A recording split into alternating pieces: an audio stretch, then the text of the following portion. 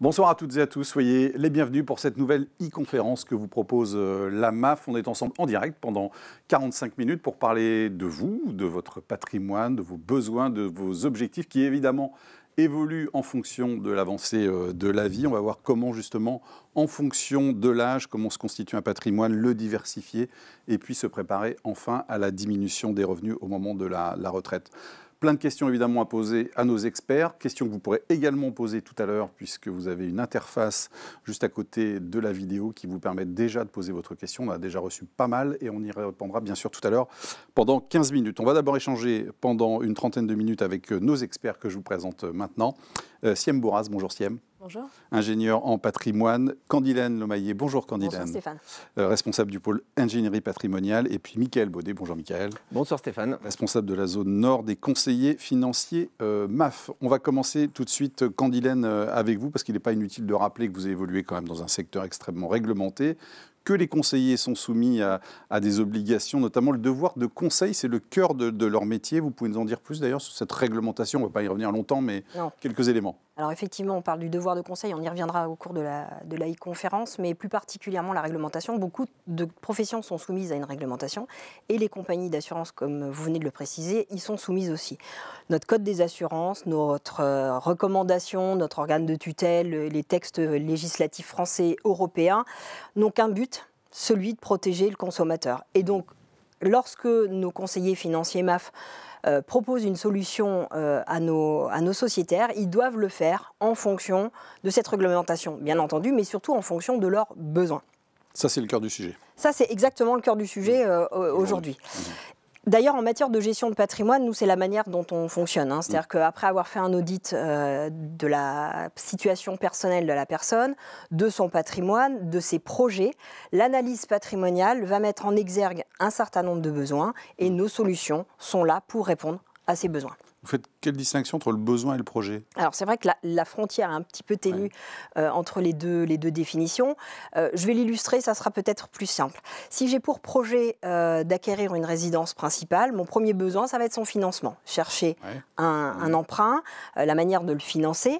Et avec l'emprunt, je vais avoir un premier besoin qui est celui de couvrir l'aléa décès en cas de décès pendant cette période d'emprunt.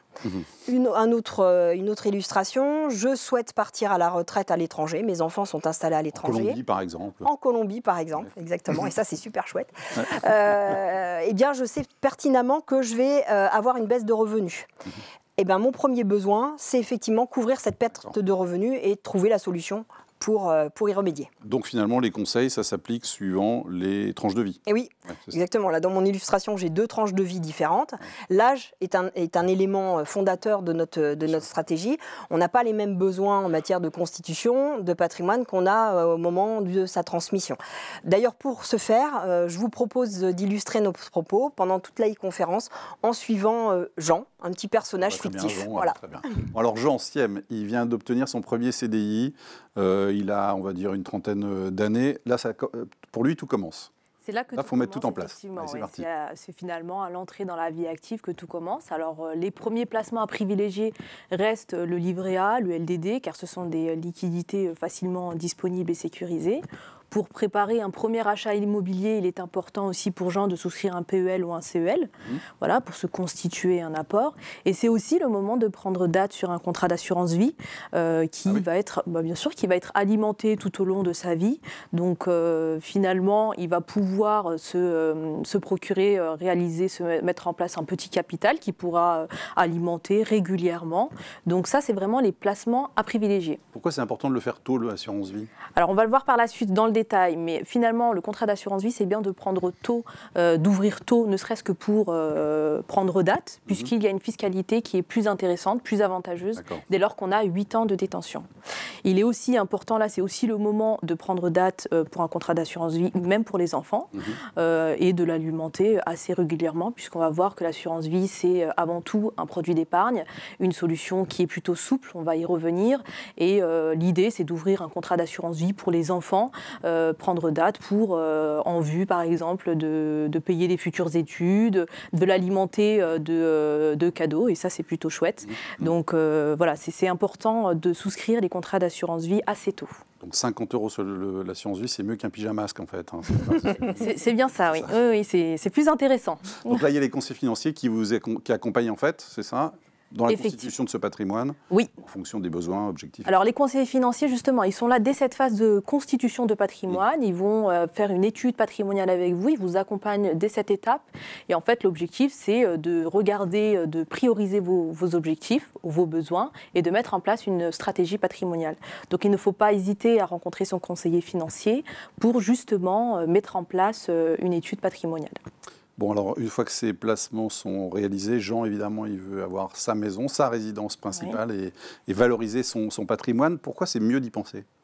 Alors, c'est mieux d'y penser parce que ce sont des stratégies à mettre sur du long terme. Ouais. Donc, si on revient un peu sur les différents objectifs, le premier objectif, ça va être d'acquérir sa résidence principale.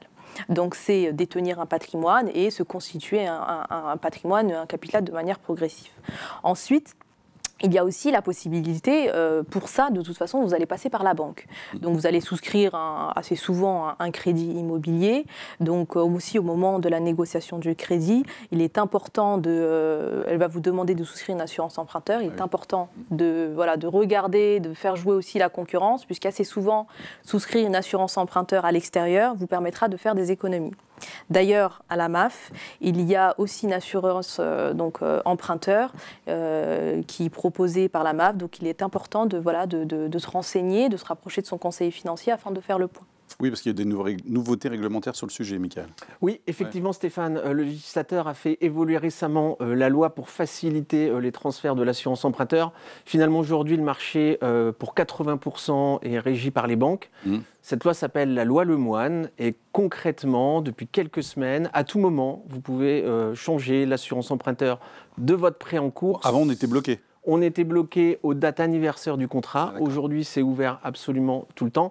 C'est une excellente nouvelle pour le pouvoir d'achat des Français en ces temps un petit peu difficiles, puisque les primes d'assurance des banques sont réputées bien plus onéreuses que les vôtres. Que les primes des assureurs, bien entendu. Donc notre conseil, ce sera faites jouer la concurrence sur vos assurances emprunteurs et pourquoi pas solliciter votre conseiller financier MAF. Très bien, merci pour cette incise. Siem, si Jean souhaite valoriser, diversifier son patrimoine, il adopte quelle stratégie alors ? Alors, il y a deux grandes stratégies finalement qu'il peut mettre en place. Il y a la stratégie qui va consister à valoriser son patrimoine et celle qui va consister à diversifier son patrimoine. Si on présente la première stratégie, donc celle qui va valoriser son patrimoine, ce sera la possibilité pour Jean d'aller sur les marchés financiers. Donc de dynamiser son patrimoine. Donc pour cela, c'est le moment de prendre des risques et d'investir sur des marchés financiers. Là, c'est le PEA, Effectivement, il y a des produits sur le marché qui vont vous permettre justement d'aller sur les marchés financiers. On connaît le compte titre, le PEA et l'assurance vie multisupport. Sans rentrer dans le détail de l'ensemble de ces produits, mais pour dire quand même quelques mots, le compte titre, c'est la détention d'un compte titre de valeur mobilière, puis vous achetez, vous vendez vos titres au moment où vous le souhaitez.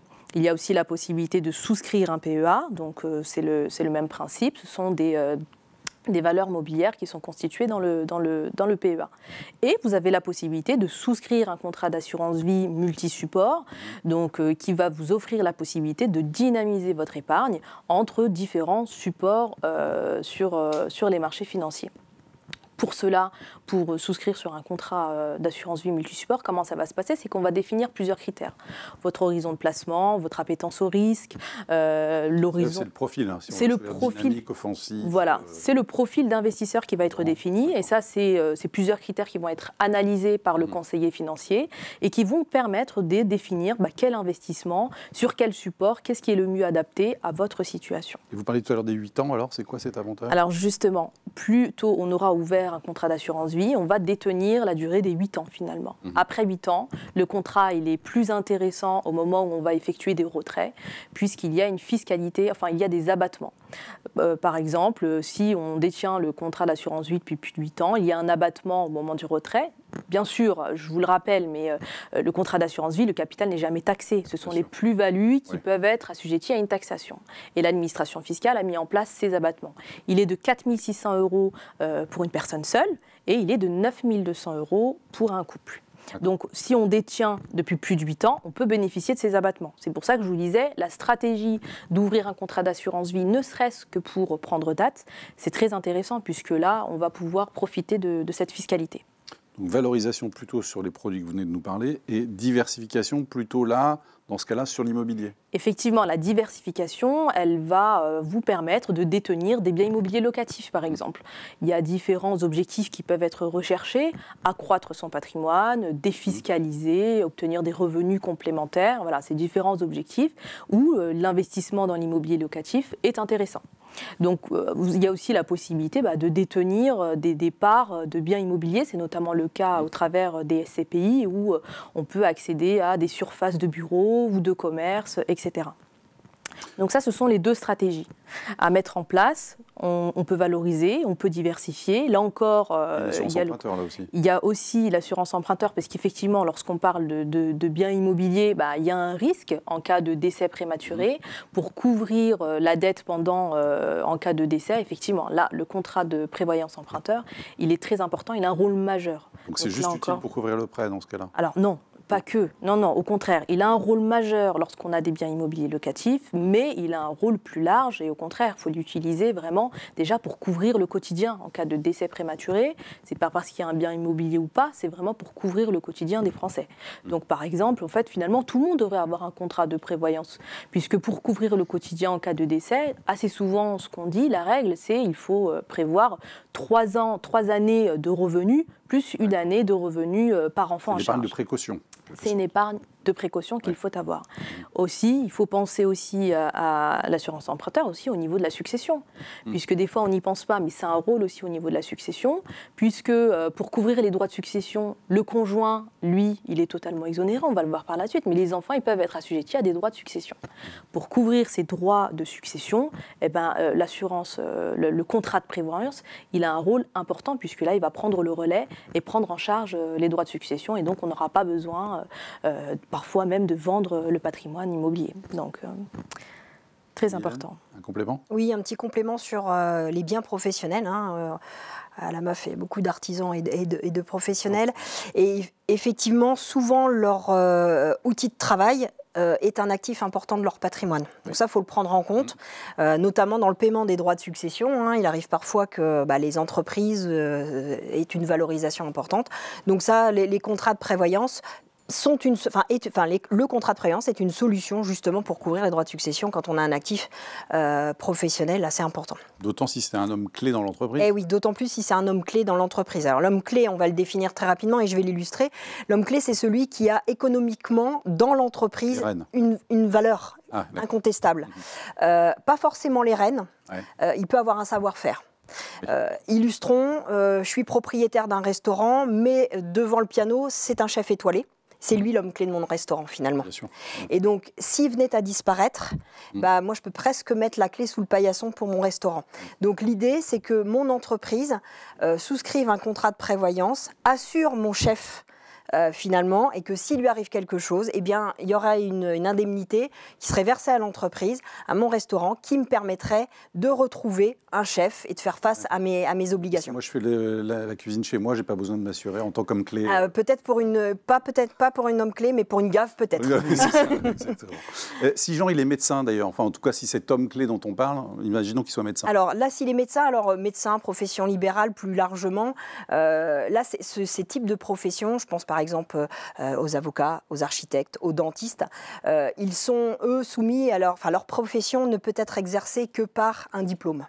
Oui. Donc, imaginons que Jean soit médecin et associé avec un autre médecin. Si malheureusement il venait à décéder, les parts de sa société professionnelle seront automatiquement transmises à ses enfants et à son épouse, s'il a une épouse. D'accord. Mais du coup, l'épouse ni les enfants ne peuvent exercer cette profession de médecin. Donc l'idée, là, c'est de mettre en place ce qu'on appelle, nous, dans notre jargon, des garanties croisées, qui vont permettre aux médecins survivants de racheter les parts à la veuve et aux enfants. Alors ça a un double effet. Un, ça sécurise le médecin survivant, entre guillemets, et deux, ça permet de protéger aussi le conjoint et l'enfant du médecin décédé, puisqu'elle, elle va se voir attribuer un capital finalement, le montant en prix de cession, et elle va pouvoir faire face, malheureusement, économiquement, à la disparition de son époux médecin. Et là, pareil, on se rapproche de son conseiller pour avoir plus d'infos. Voilà. Alors déjà, la protection sociale, elle est très importante. On sait très bien qu'il faut travailler ce sujet-là. Et comme du fait de sa complexité, bien évidemment, il faut se rapprocher de son conseiller financier MAF. Beaucoup de produits, finalement, Michael, on l'entend. C'est quoi la bonne stratégie entre tous ces produits-là? Est-ce que les uns excluent les autres forcément? Alors Stéphane, il n'y a pas vraiment de bonne ou de mauvaise stratégie en gestion de patrimoine. Tout est unique à la personne et finalement la bonne stratégie, c'est celle qui va être adaptée à votre situation unique, vos besoins, votre personnalité. Une chose est sûre, pour établir une bonne stratégie patrimoniale, il faut avant tout être clair avec ses ambitions. Oui. Son projet patrimonial, est-ce que je veux financer les études de mes enfants? Est-ce que c'est plutôt ma retraite, ma transmission qui compte? Les moyens que je suis prêt à allouer à cet objectif patrimonial, le timing que j'ai devant moi, et enfin... Appétence au risque. Tout à fait. Ouais. Et enfin, mon profil investisseur. Ouais, c'est ça. Le profil investisseur étant un petit peu la relation propre que je vais avoir avec mon argent. Finalement, suis-je prêt à prendre du risque avec mon capital en contrepartie d'une performance élevée? Ou plutôt, suis-je plus raisonnable en prenant peu de risques sur mon patrimoine en contrepartie d'une plus faible rémunération de mes capitaux? En gros, on va référencer 4 grandes familles. La famille de profil sécuritaire, je suis prêt à prendre aucun risque sur mon patrimoine. La famille prudente, je suis prêt à un petit peu diversifier mon patrimoine pour aller chercher un peu plus de performance. La famille équilibrée, je suis prêt à aller sur plusieurs typologies de produits. Et enfin, la famille dynamique, je connais le fonctionnement des marchés financiers. Je suis prêt à accepter une dose importante de risque pour aller chercher la performance qui fera grossir mon patrimoine. Une seule règle d'or dans une stratégie patrimoniale de base, je ne mets pas tous mes œufs dans le même panier. En l'occurrence, je ne vais pas investir tous mes capitaux sur un seul et unique produit, bien évidemment. Un élément très important à retenir, effectivement. Candylène, alors, Jean, on continue avec lui. La retraite a sonné, c'est l'heure de la retraite. Bon, après, à quel âge, on ne sait pas, ça va bientôt changer. Bon, il a constitué, il a diversifié, il a valorisé son patrimoine, ses emprunts sont remboursés, les enfants sont partis. Il va toucher sa retraite, mais il sait à peu près combien, mais dans 10 ans, il ne le saura absolument pas. Tout à fait. Alors, comme vous veniez de le préciser, oui, la retraite, c'est un élément... Oui. Très à la mode, c'est le sujet un peu à la mode. Mais c'est un sujet aussi du quotidien, parce que quand on s'approche de cette phase-là, elle est psychologiquement à appréhender, mais patrimonialement parlant également. Il y a beaucoup d'incertitudes. C'est-à-dire Jean, aujourd'hui, lui, il sait, mais les autres gens, ils ne savent pas. Pas forcément, non. Voilà. Ils ne savent pas ce qu'ils vont avoir. En tout état de cause, ils savent qu'ils vont perdre de... Ça, c'est sûr. Voilà, donc c'est ça, en fait. On sait tous qu'il y aura une baisse. On le sait tous, il y aura une baisse. Oui. Pour autant, on ne la chiffre pas. Oui. Donc l'idée, c'est de la faire chiffrer par votre conseiller MAF. Ils ont un certain nombre d'outils pour le faire. Et en plus, on le sait très bien que cette période de baisse de revenus peut être longue. Nos jeunes retraités, aujourd'hui, ils sont en super forme, ils ont plein de projets. Et cette période de retraite est longue, l'allongement de l'espérance de vie. Donc ça veut dire qu'on a encore des projets. Et on a encore des projets, donc ça, il faut vraiment les prendre en compte. Et on a une durée, en fait, à prendre en compte. Certaines études montrent qu'on est parfois plus longtemps en retraite qu'en activité. Donc voilà, il faut prendre en compte ça dans les stratégies patrimoniales, bien évidemment. Donc voilà, ça c'est un élément important. Il faut, alors si vous étiez parmi nous à la e-conférence du mois d'avril, qui avait traité de la retraite et du PER, la stratégie pour travailler sur sa retraite, il avait été indiqué dans cette e-conférence, entre 45 et 50 ans. Il est bien de se positionner sur le sujet de manière à pouvoir faire une reconstitution de carrière, un bilan patrimonial, pour regarder si les actifs que nous venons de développer là juste avant, permettent de compléter ses revenus. Alors Siam, Jean, comment il s'organise justement pour faire face à cette inévitable perte de revenus ?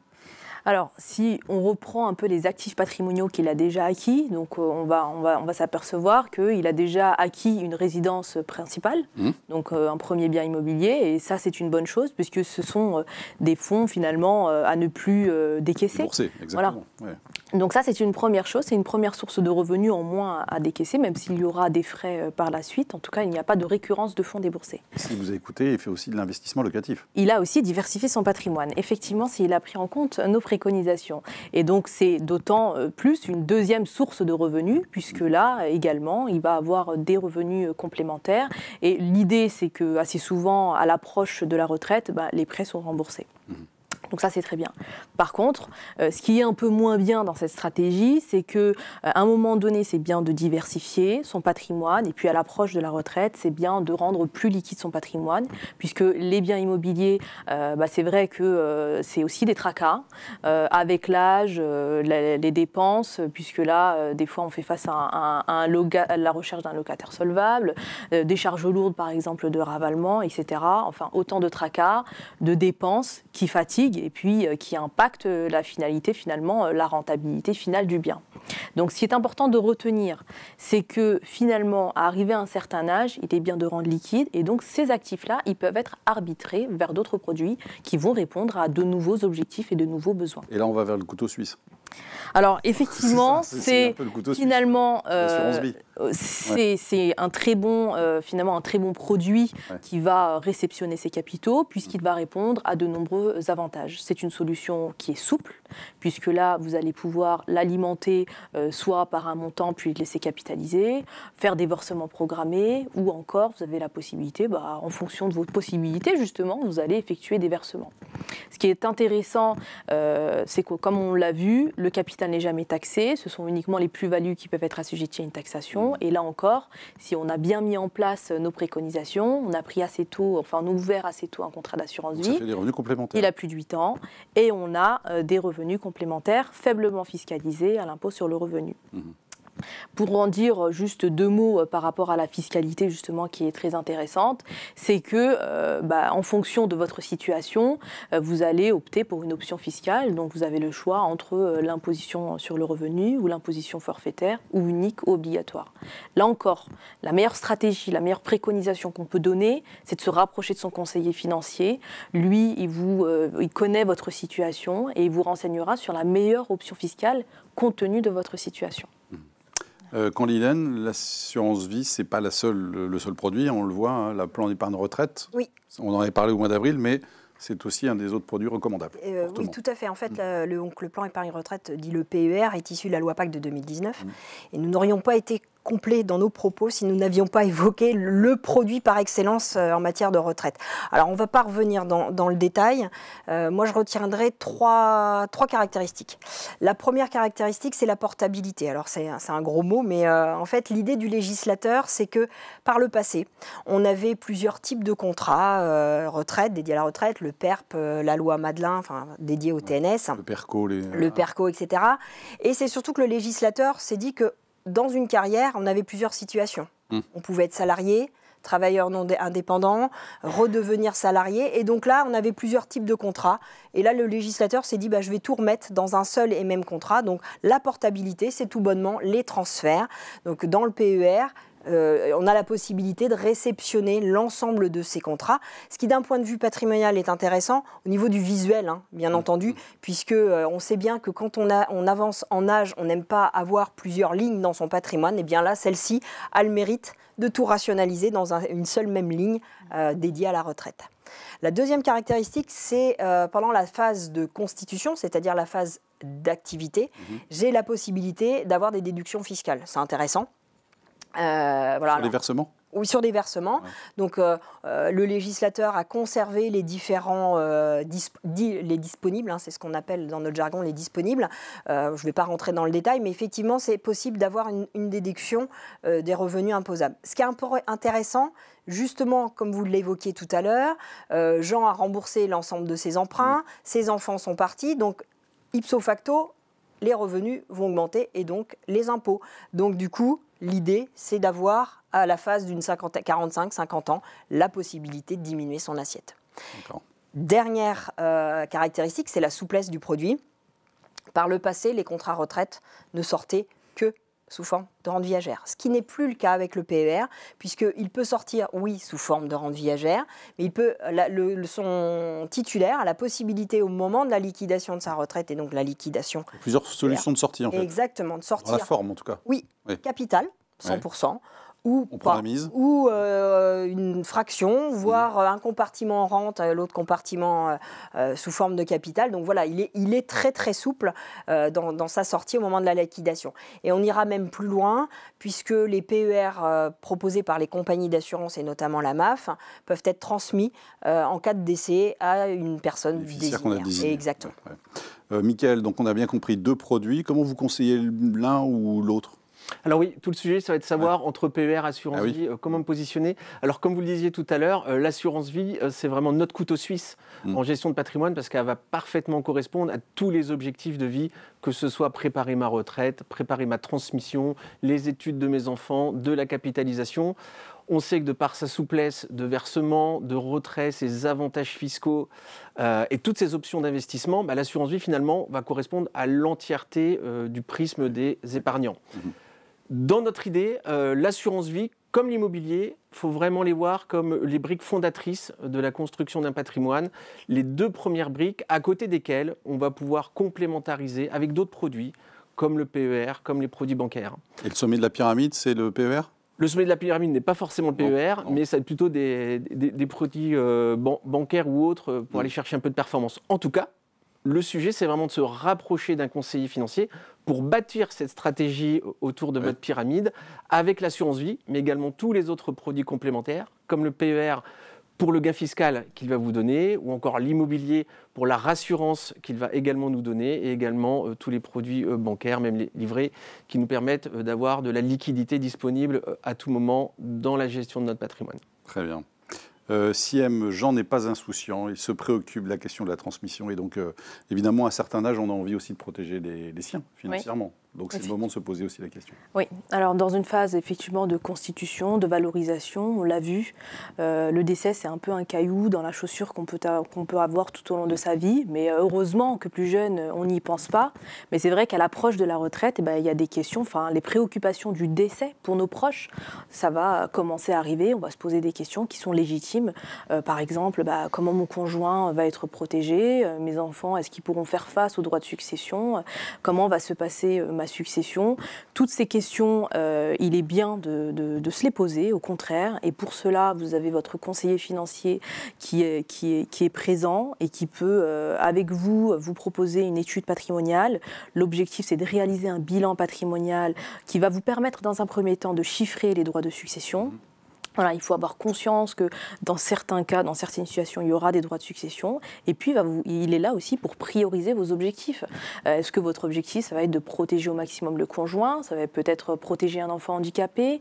Ou alors diminuer au maximum les droits de succession à payer par les enfants ? Donc voilà, il y a différents objectifs. L'idée, c'est de les prioriser et d'être accompagné, d'avoir un bilan patrimonial personnalisé pour avoir la meilleure stratégie patrimoniale, toujours en fonction de vos objectifs et de vos besoins.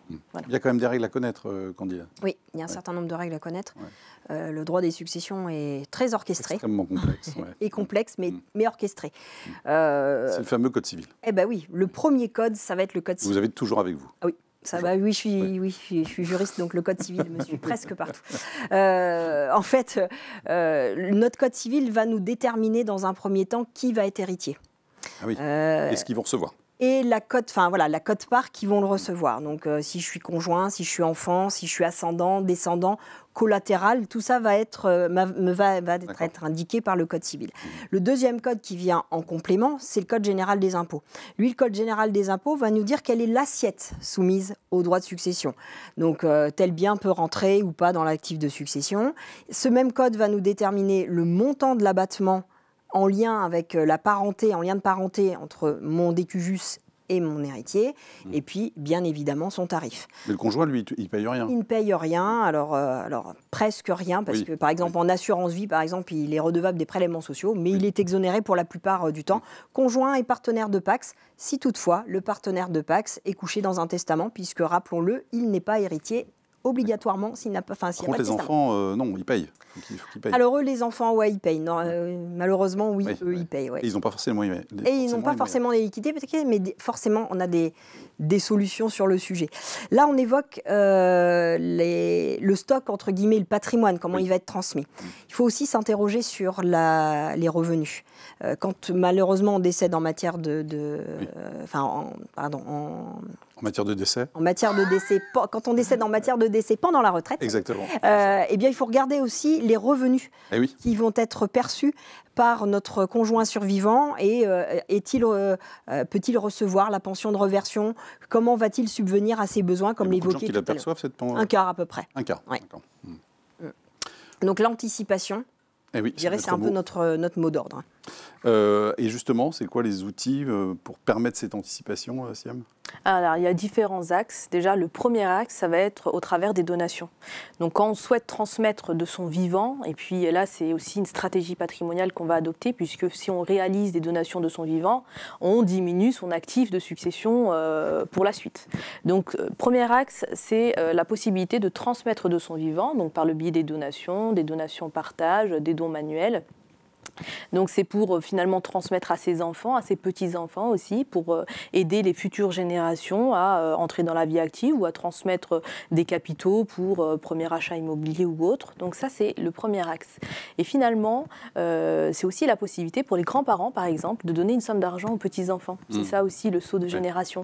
Et à ce moment-là, on peut combiner les avantages de la donation et les avantages de l'assurance vie, puisqu'on a un montage patrimonial. Donc à la MAF, c'est le Winalto Donatio, donc qui va vous permettre de combiner les avantages de la donation, puisqu'assez souvent on réalise des donations d'un montant qui reste en dessous des abattements en fonction des liens de parenté, par exemple entre les grands-parents, petits-enfants, l'abattement il est 31 865 €.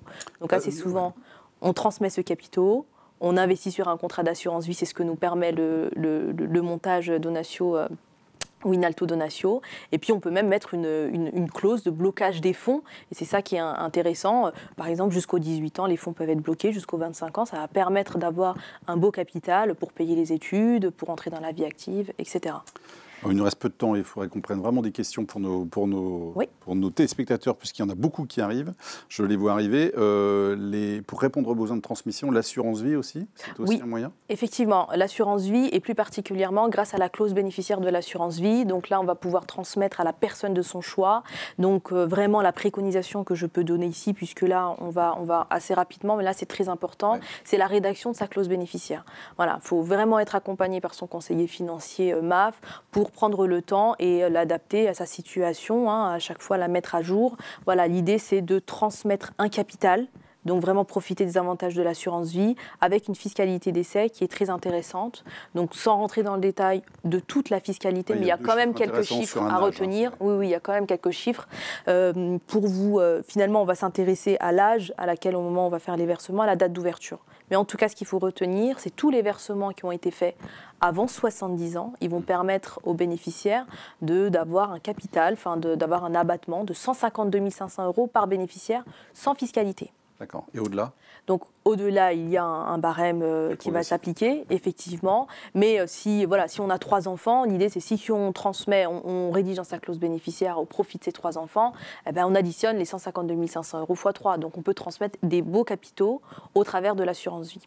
Voilà, ça c'est une première chose. Après 70 ans, il y a aussi un abattement. Il est de 30 500 €, tout contrat d'assurance vie confondu. Donc il est moins important effectivement, mais il reste intéressant puisque les plus-values sont totalement exonérées. Donc voilà.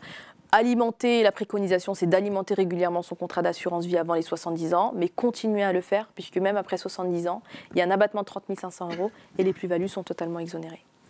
Rapidement, Candilène, on voit qu'il y a aussi le contrat de prévoyance. C'est assez surprenant d'ailleurs dans ces cas-là. Oui, parce qu'en fait, on pense souvent au contrat obsèque. Oui. Mais il n'y a pas que le contrat obsèque en matière de transmission et de décès. Il y a les contrats de prévoyance, on l'a évoqué, de façon perlée, on l'a déjà évoqué. Mais le contrat de prévoyance est un complément à l'assurance vie. On l'a évoqué tout à l'heure, le conjoint est exonéré, mais pas les enfants. Et parfois, le patrimoine n'est pas suffisamment liquide pour payer les droits de succession. Je pense notamment aux gens qui ont beaucoup d'immobilier. Donc le contrat de prévoyance permet de couvrir les droits de succession. Et de ce fait, le contrat d'assurance vie va vraiment être un vrai cadeau Oui. pour les enfants s'ils sont désignés comme étant bénéficiaires. La prévoyance aussi est une solution pour mettre, une solution en matière de revenus. Hein, on évoque les stocks, mais il y a les flux. Donc voilà, ça permet aux conjoints survivants d'avoir suffisamment de revenus pour faire face malheureusement au décès. Et en matière de contrat retraite, aussi on a des solutions, puisque par exemple dans certains contrats PER, on a la possibilité d'avoir des réversions de rente au profit du conjoint. Donc voilà, c'est une autre solution en matière de transmission et de protection.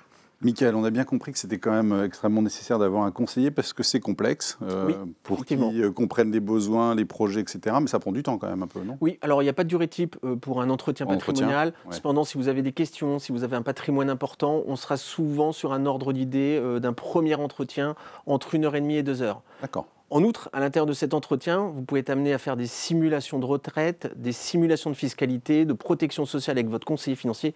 Tout ça, ça va concourir forcément à rallonger le temps d'un entretien patrimonial. En tout cas, c'est rentable. C'est rentable. Une chose est sûre, le temps que vous y consacrerez sera du temps rentable pour votre avenir et pour votre patrimoine. Un mot de conclusion, Siem, avant qu'on prenne les questions, la première question. Oui, alors la notion de besoin est une notion au cas par cas, donc la situation familiale, patrimoniale ne sera jamais la même que celle d'un voisin ou d'un frère, donc c'est pour ça que voilà, il faut vraiment être accompagné et personnaliser la solution. Lors de notre présentation, on a vu déjà un bon nombre de solutions assurantielles qui peuvent répondre à un grand nombre de besoins et d'objectifs, mais voilà, l'idée c'est quand même d'être accompagné pour mettre en place une véritable stratégie patrimoniale qui soit bénéfique. Michael, un mot également. Oui, alors on l'a exposé, l'entretien patrimonial, le bilan, le conseil, c'est tout le sujet de la gestion de son patrimoine. Alors, un peu de publicité, on a la chance à la MAF d'avoir un beau réseau de conseillers financiers. Nos conseillers financiers sont en grande majorité certifiés CGPC, c'est-à-dire qu'ils ont un diplôme Bac+5 en gestion de patrimoine pour pouvoir apporter un conseil éclairé à nos sociétaires. Donc si vous voulez rencontrer un conseiller financier, faire ce fameux bilan qui est gratuit à la MAF, je vous invite au téléphoner au numéro qui s'affiche, le 05 49 34 50 50. Je répète, le 05 49 34 50 50 pour rencontrer un conseiller qualifié. Merci beaucoup. Beaucoup de questions. Maintenant, vos questions. Première question peut-être pour Siem concernant l'assurance vie. Les 4 600 € d'abattement sont sur le montant du retrait ou sur le montant des intérêts constitués? Alors c'est sur les plus-values. Sur les plus-values. Voilà. Le capital n'est jamais taxé. Les 4 600 €, donc c'est l'abattement pour une personne célibataire et effectivement c'est sur les plus-values. Et c'est chaque année. L'abattement après 8 ans pour une personne seule, c'est environ 4 000 € au total ou par retrait, mettons annuel par exemple? C'est annuel et c'est 4 600 € voilà, pour une personne seule. 4 600. Ouais. Comment transmettre des biens à des frères ou des neveux? Alors on a deux solutions, enfin même on en a plusieurs. La première, ça peut être par le biais d'une donation. Donc ça, c'est une donation, c'est de son vivant.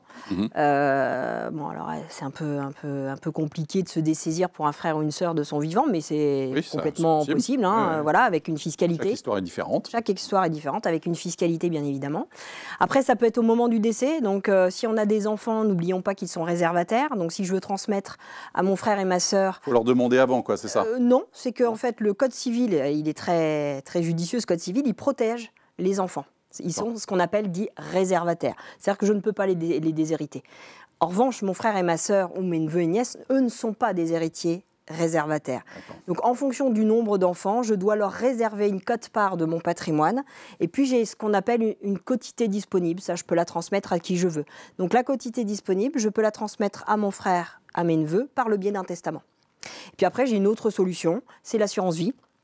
Donc je pourrais très bien désigner mon frère, ma sœur, mes neveux comme étant bénéficiaires de mes contrats d'assurance vie. Mais attention, c'est pareil, on a ce qu'on appelle un mécanisme de prime manifestement exagérée, c'est-à-dire que si les enfants réservataires se voyaient lésés par le montage de l'assurance vie, ils peuvent tout à fait agir en justice.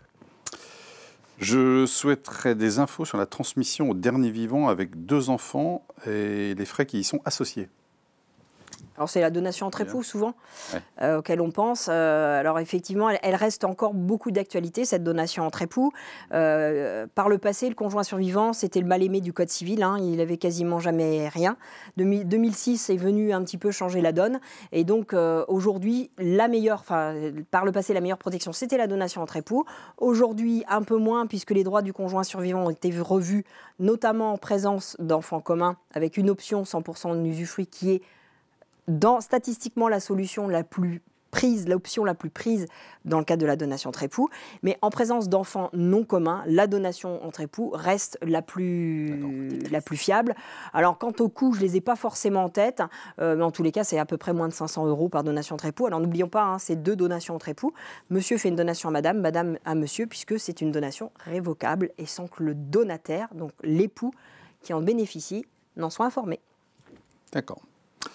Siam, en cas de décès des 2 parents en même temps, l'abattement de 152 500 € sera-t-il considéré par contrat ou le total des 2 contrats?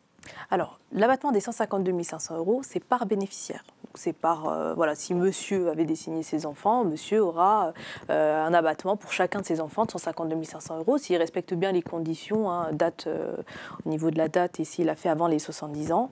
Et madame également, sur ses contrats d'assurance vie, les bénéficiaires auront 152 500 € si ça a été versé avant 70 ans, si on est sous certaines conditions des dates d'ouverture de contrat. Mais c'est bien par bénéficiaire, contrairement aux 30 500 € que j'ai évoqués tout à l'heure, où là, c'est tout contrat d'assurance vie confondu. Voilà. Alors, par contre, précision, c'est pour l'ensemble des contrats. Oui. Voilà. C'est par bénéficiaire, mais pour l'ensemble des contrats détenus par monsieur ou par madame. Je ne l'ai pas précisé tout à l'heure, mais évidemment, on ne peut pas répondre aux questions très personnalisées, de cas personnels, parce qu'évidemment, c'est, comme on l'a dit tout à l'heure, et ça nécessite un entretien, etc. Donc, on essaye de répondre aux questions les plus généralistes, mais celle-ci, finalement, est personnelle et en même temps peut correspondre à beaucoup de monde. Je souhaite transmettre un capital à mes 3 petits-enfants de l'ordre de 20 000 € pour les aider à payer leurs futures études. Que proposez-vous ? Eh ben, on l'a vu durant notre conférence. Là, l'idée, c'est pour payer les futures études, d'ouvrir un contrat Donatio Winalto Donatio, puisque là, ça va combiner les avantages de la donation et les avantages de l'assurance vie. Et on peut mettre un blocage des fonds, par exemple, jusqu'aux 25 ans pour le paiement des futures études. Ça, c'est très bien, puisque là, on peut donner jusqu'à 31 865 €. Donc là, les 20 000 €, on est très bien. Et sans qu'il y ait une fiscalité au niveau des donations. Donc voilà, il faut déclarer le don auprès de l'administration fiscale, mais il n'y aura pas de taxation. On a un abattement. Effectivement, je conseille à cette cliente de vraiment se rapprocher d'un conseiller financier, Oui. puisqu'on a le contrat dédié et qu'on va l'accompagner et également l'accompagner dans la déclaration auprès de l'administration fiscale de cette donation qu'elle fera à chacun de ses petits-enfants. Alors, on a des spectateurs qui sont très informés, parce que la question suivante est très précise. Elle va être pour Siam, j'imagine. Est-il possible de cumuler les 2 avantages liés à l'assurance vie, à savoir, 1, pas de frais de succession dans la limite des 152 000 € par bénéficiaire pour tout versement fait avant 70 ans, 30 000 € pour l'ensemble des bénéficiaires pour les versements faits au-delà de 70 ans. Peut-on cumuler ces 2 avantages, même si on désigne un même bénéficiaire sur un contrat différent ? Oui. Vous avez compris ? J'ai compris. C'est très simple. Mais l'idée, c'est la meilleure préconisation finalement, c'est de profiter des 2 abattements et des 152 500 €, et de continuer à faire des versements pour pouvoir profiter aussi de l'abattement des 30 500 €. Et puis après, c'est les plus-values qui sont exonérées, donc il faut continuer, bien sûr. C'est une des très bonnes stratégies qui existent sur l'assurance vie. Et en fonction des contrats, on peut même jouer sur le type la clause bénéficiaire. Parce que si par exemple on a des bénéficiaires, j'évoquais tout à l'heure les neveux et nièces qui sont lourdement fiscalisés au titre des droits de succession, mieux vaut les désigner sur les contrats qui bénéficient de l'abattement des 152 500 € et de la taxation forfaitaire des 20%. Et puis par exemple pour celui qui est soumis à la taxation après 70 ans, c'est-à-dire au droit de mutation avec cet abattement de 30 500 €, j'ai plutôt intérêt de mettre mon conjoint qui lui est complètement exonéré. Donc vraiment se rapprocher aussi de son conseiller pour jouer avec toutes ces fiscalités. Puis-je désigner mon partenaire de Pacs comme bénéficiaire de mon assurance vie, et s'il renonce, je souhaite que les capitaux soient transmis à mon enfant. Alors oui, effectivement, dans un contrat d'assurance vie, on a toute liberté de mettre dans la clause bénéficiaire la personne que l'on veut, que ce soit un ami, de la famille, les enfants ou même notre partenaire de Pacs. Et on peut la rédiger de telle sorte que cette personne peut également renoncer aux capitaux de mon contrat d'assurance vie au profit d'autres personnes que j'aurais référencées sur ma clause bénéficiaire. La renonciation doit être prévue parce que, attention, si le bénéficiaire de premier rang dit « je renonce au profit d'eux », attention, c'est une donation. Oui. La rédaction de la clause, renonce pas au très profit spécifique. d'eux. 3 questions avec des réponses rapides, parce qu'il nous reste 2 minutes. Le coût du bilan patrimonial, on l'a dit tout à l'heure, c'est gratuit. On l'a dit tout à l'heure, ça peut être payant dans certains établissements. Aujourd'hui, chez MAF, c'est gratuit et c'est des bilans de qualité par des conseillers certifiés. Quelles sont les dispositions à prendre pour que mes enfants ne paient pas de droits de succession ? Et ben là, c'est toute une stratégie patrimoniale à mettre en place. Mais voilà, il y a plein de solutions qui existent. Si on veut transmettre du vivant, on a les donations, les abattements des donations, et puis on combine assez souvent avec des capitaux via l'assurance vie, ne serait-ce que pour faire face aux droits de succession. C'est très bien de transmettre des capitaux au travers de l'assurance vie. Donc la meilleure stratégie, c'est de combiner, d'avoir un contrat d'assurance vie, et de combiner peut-être avec des donations de son vivant ou autre. Mais des démembrements. L'assurance vie, c'est important. Ça n'a rien à voir avec une scène d'horreur, le démembrement. Non, c'est voilà. un acte juridique. C'est un acte juridique. Voilà. On nous demandait combien on devait investir en UC. Donc là, on parle des assurances vie, les unités de compte, parce qu'il y a l'unité de compte, les fonds euros. Là, c'est pareil, c'est très personnalisé. Ça alors finalement, on en revient à ce que j'ai dit. Ça dépend de mon appétence au risque, de mon profil d'investisseur, du temps que je vais être en capacité de consacrer à mon investissement. Pas de réponse type. Simplement, on sait qu'aujourd'hui, pour aller chercher de la performance, il faudra assurément une part en unité de compte dans son investissement. Merci Michael, merci Candylène, merci Siam, merci beaucoup. Merci Stéphane. Merci à vous d'avoir suivi, merci d'avoir été fidèle à ce rendez-vous. Le numéro, vous le voyez peut-être encore, 05 49 34 52 fois pour... c'est pas votre numéro Michael. C'est pas le mien, c'est celui des conseillers, ils sont très bien. Merci beaucoup, passez une très bonne soirée, à bientôt, au revoir. Merci, au revoir.